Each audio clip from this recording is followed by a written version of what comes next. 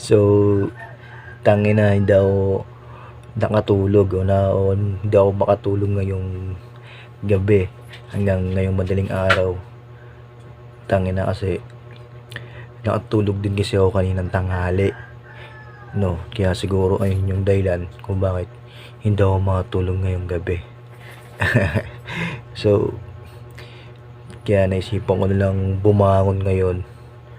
No. So, sakto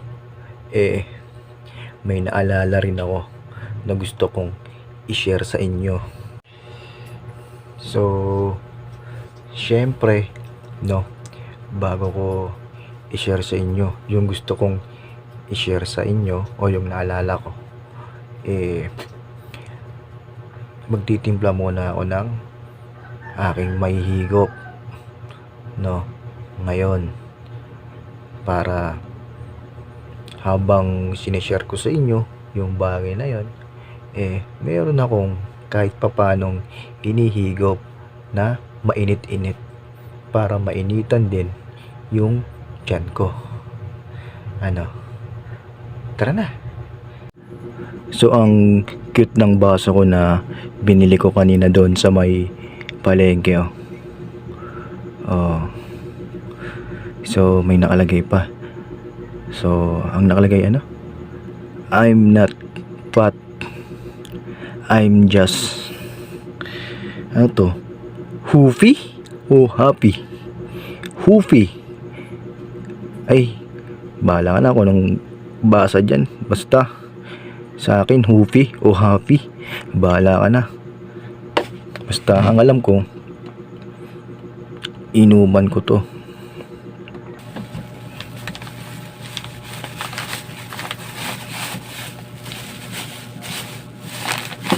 Ilang kutsara. Teka lang.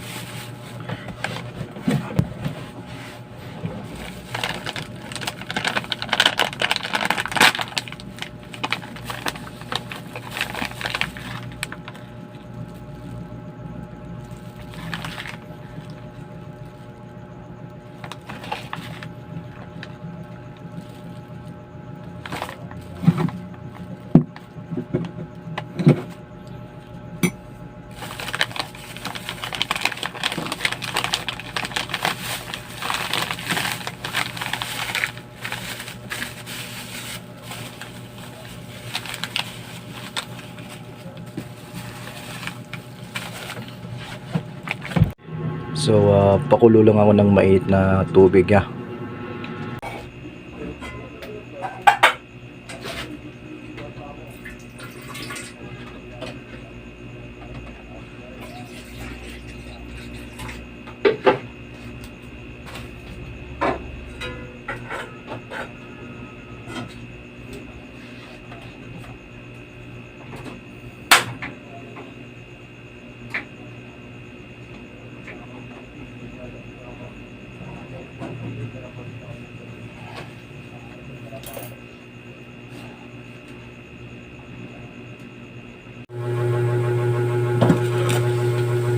Ay na, kumukulo na siya.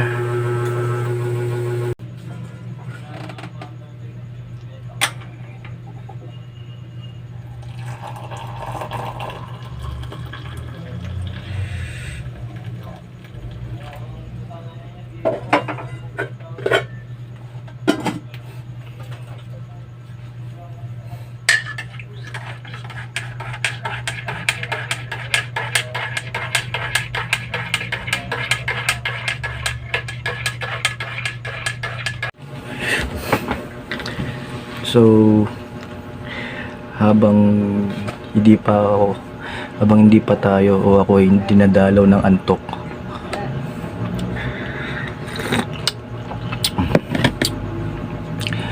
so alam mo, minsan nakikita natin yung ibang tao na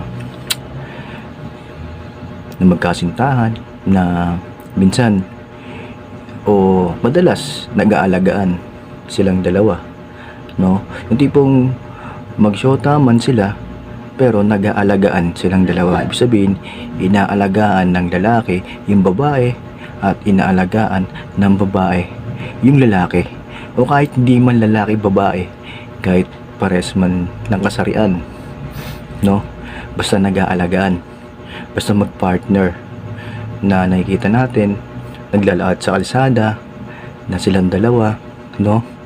Na masaya, din nagkukulitan, minsan mag-holding hands pa nga minsan nagsusubuan ng pagkain, kumbaga sweet, no? So nakikita natin na ganun. Tapos tayo, kaya ikaw single, no?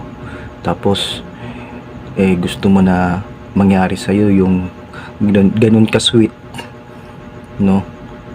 Lalo na kung gusto mong magkaroon ng kasama. Tapos kung magkakaroon ka ng kasama, ang gusto mo yung mamahalin ka o yung mamahalin mo rin, tapos ganun kayo ka sweet. Siyempre hindi rin may iwasan na isipin natin yung ganun, o yung gustuhin natin yung ganung bagay. Tapos mapasabi ka na lang bigla sa sarili mo na sana magkaroon din ako ng ganung partner, yung sweet, no? Tapos yung magka-holding hands habang nasa kalsada, habang namamasyal sa park, di ba? Tapos yung tipo na ang gusto mo na nasa iyo lang yung focus niya, hindi mababaling sa iba, you know? Kapag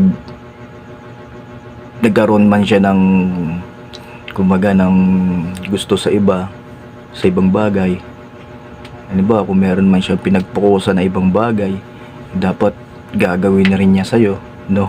Yung ganong selos, di ba? Tapos minsan nasabihin pa natin sa sarili natin, sana may yumakap din sa akin na isang tao, literal, yung hindi pa yakapin ka tapos halik-halik ka sa pisngi, yung mga ganang ka-sweet, no? Minsan mapasabi ka sa sarili mo na ganun, di ba?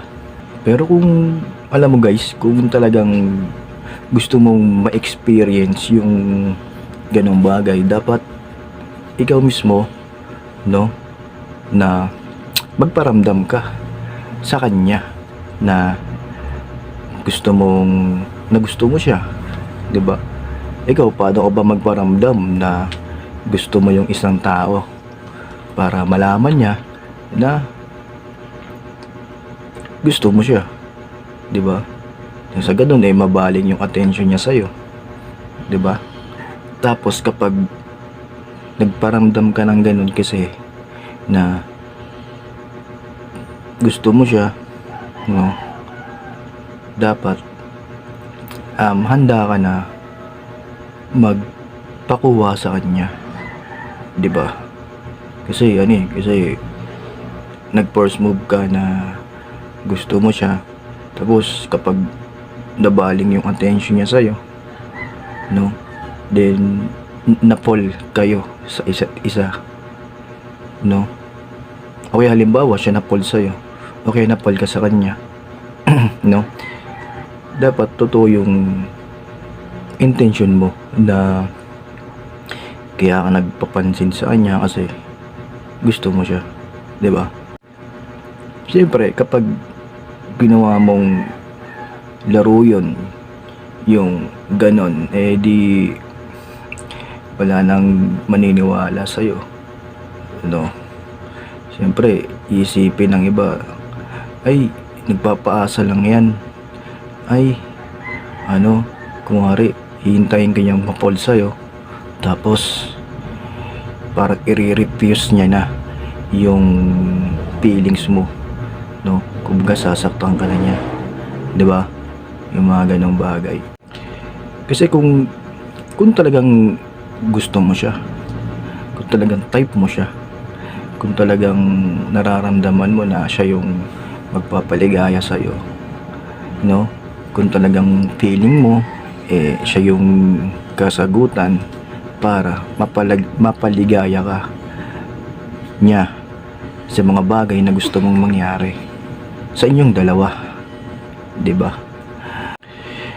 Pero syempre, yung ligaya o saya na gusto mong ma-experience o maranasan sa isang tao na gusto mo, no? Syempre, mangyayari yun o mangyayari lamang yun kapag naging kayo na, 'di ba?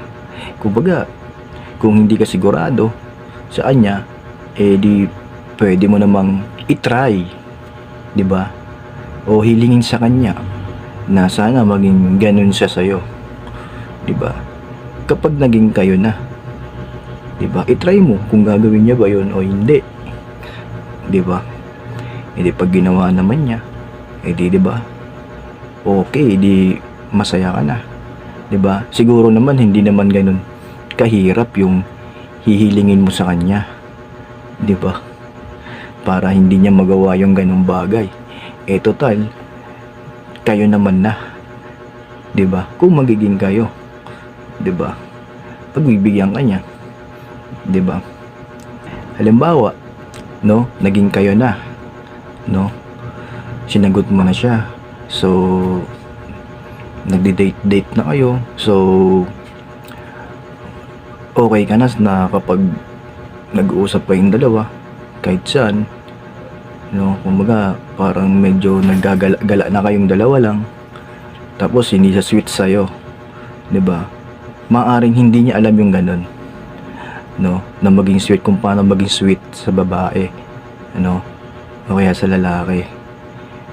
Pero pwede mong hilingin sa kanya 'yon, 'di ba? Kasi ikaw naman yung nakakaalam ng ganun, 'di ba? Sabihin mo na lang sa kanya kasi ikaw yung may alam na ganung bagay na gusto mo, no? Sino pang makakaalam ng gusto mo, 'di ba? Ikaw rin naman. Siyempre, hihilingin mo sa kanya na gawin niya sa'yo yung ganun. Kasi kaya nga nagkaroon ng jowa, no? Dahil para ma-experience yung mga ganung bagay na maging sweet kayo sa isa't isa, 'di ba? O kaya halimbawa, hindi siya nakipag-holding hands habang kayo naglalakad sa kalsada o sa tabing kalsada. Hihilingin mo sa kanya 'yon, syempre, para maging masaya ka at maging kontento ka sa pagkasama yung dalawa, 'di ba? Pwede naman 'yun, Kumbaga, ang tatanungin dun nasa sayo naman 'yon, 'di ba? Kung ano yung gusto mo para sa'yo, 'di ba? Total, kayo naman na,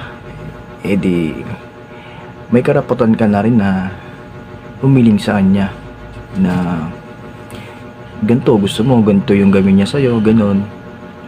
Gusto mo habang naglalakad kayo, naka-holding hands kayo, no? Tapos pag kumain kayo ng pagkain, hilingin mo sa kanya na, be, subuan mo naman ako ng foods, ganon. Siyempre, gusto mo ng ma-sweet na eksena sa buhay mo, diba? Gusto mo nga ma-experience, kaya nga gusto mong magjowa, diba? Siyempre, kapag kayo na, hihilingin mo yung ganon para ma-experience mo, diba? O kaya naman, no? Gusto mo na medyo maigpit sa'yo yung jowa mo, yung tipong gusto mo binabantayan ka niya kada kilos mo. Kasi meron ganun tao, yung gusto niya na medyo maigpit sa kanya, yung nagiging jowa niya, para maramdaman mo rin na mahal ka nga niya talaga o talagang seryoso talaga sa'yo. Kasi may ganun tao, no? So meron namang tao na ayaw nang maigpit yung jowa sa kanya.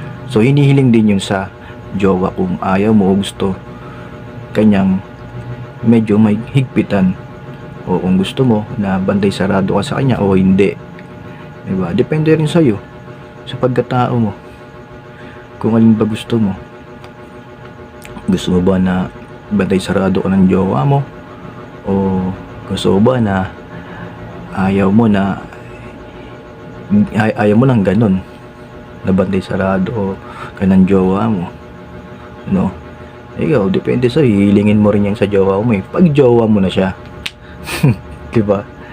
Parang ang hirap naman humiling kapag ng mga ganong bagay, kasi mga ganong bagay pang jowa talaga yan, yung mga ganong gawain pang jowa yun, pag jowa mo na siya, diba? At least kahit pa paano may karapatan ka nang magalit sa kanya kapag ganun, diba?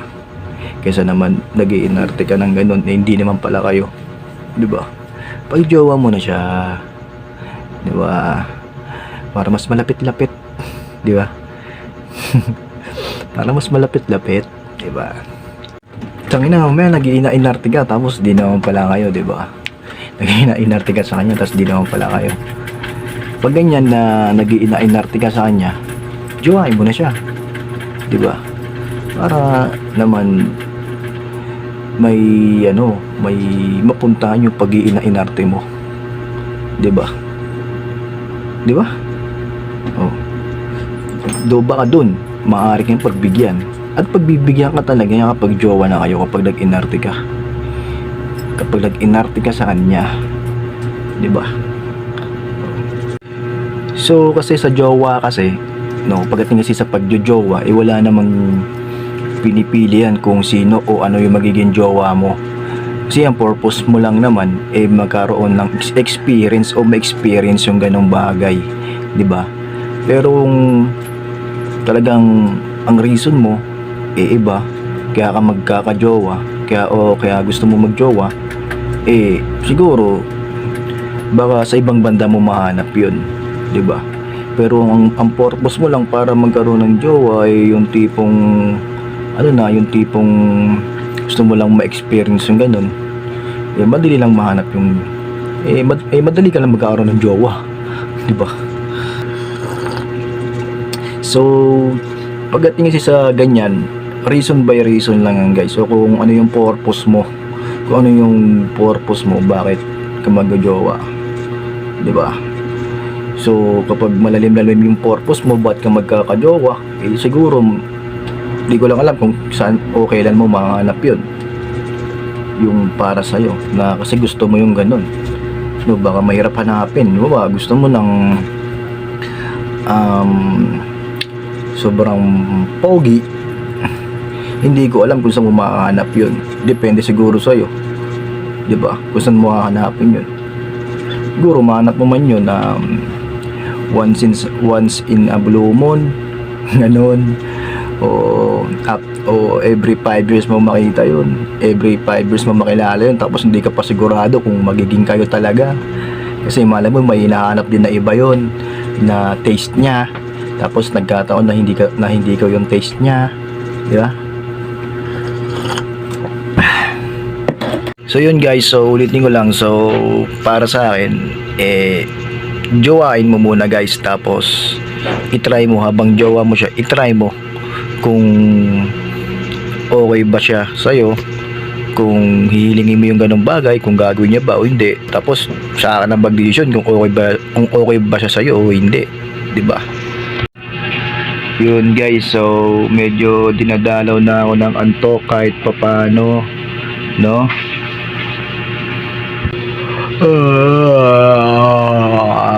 So yun, so parang gusto ko nang matulog, ngayon, no?